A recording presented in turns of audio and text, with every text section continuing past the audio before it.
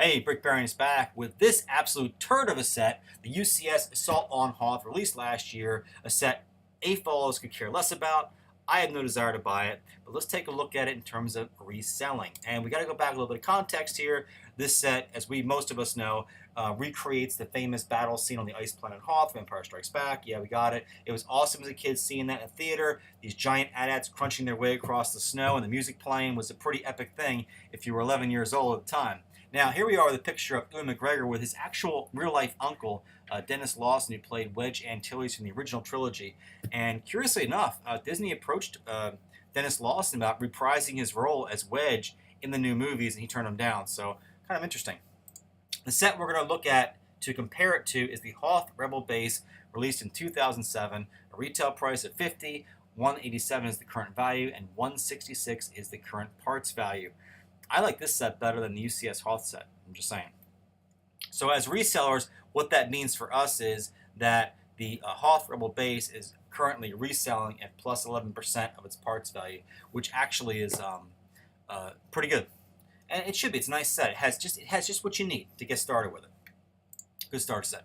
So what about the Assault on Hoth? We're going to take that set, Hoth Rebel Base, and sort of chart its progress and apply that to this set, and we're going to kind of chart it going forward 2 and 8 years out. As always, we talk about the minifigures, and you have 15 of them. The top draw here is K3PO. He is currently reselling $16, followed by R3A2 at $15. You have Wedge at $13.50, Torin Farr at $12, Luke Skywalker at $9, and it just trickles downward from there. So clearly, none of these minifigures doing really amazingly well. I do think the droids have a possibility to grow. The other ones will grow as time goes on, even though almost all of them are exclusive. So, parts value on the Hoth set is $413, a retail price of $250. It's a decent average spread, nothing to get too excited about there. So 2 years after retirement, plugging in those numbers, we would be looking at a price of $454, and I can tell you that ain't gonna happen. I would be shocked if this set was reselling in 2 years for $454. I mean, I know the numbers are saying that, but I don't see this set following the same trajectory as the Hoth Rebel Base from 2007. I don't see it. There's just too many things here that just are causing me concerns. 8 years out, we're looking at a price of $809, and I can tell you right now, that ain't going to happen. No way. Absolutely not. This UCS set is not going to follow the same path as the Hoth Rebel Base for a variety of reasons. I'm going to tell you the biggest reason.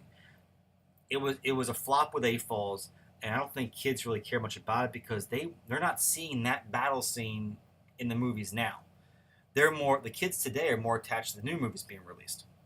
The other thing that bothers me about the Assault on Hoth set is that all those builds can be easily broken up into smaller sets that they can re-release 2, 3, 4 years from now at much smaller price points, which are going to drop. Which means, why would you buy this thing when you can buy smaller sets and have more ability to kind of pick and choose which ones you want to incorporate in your Hoth build, as opposed to being stuck buying this giant mammoth $250 set. And even the price per piece on the Hoth set, the UCS set, isn't that good. I mean, it's right around a little over 10 cents a piece. I mean, on sets that big, typically, you're looking anywhere between maybe 8 to 6 cents a piece, and there's just not much value here any way I look at it. So, bottom line is, I'm totally passing on it, despite the potential that it could do well if it followed the same track as the Hoth Rebel Base. My spider sense is tingling up the wazoo. I am not touching this thing for all the reasons I just said. So, that's my advice, and that's the Brickbarian signing off. I'm going to say you should run from that set as fast as your little legs will carry it. Bye.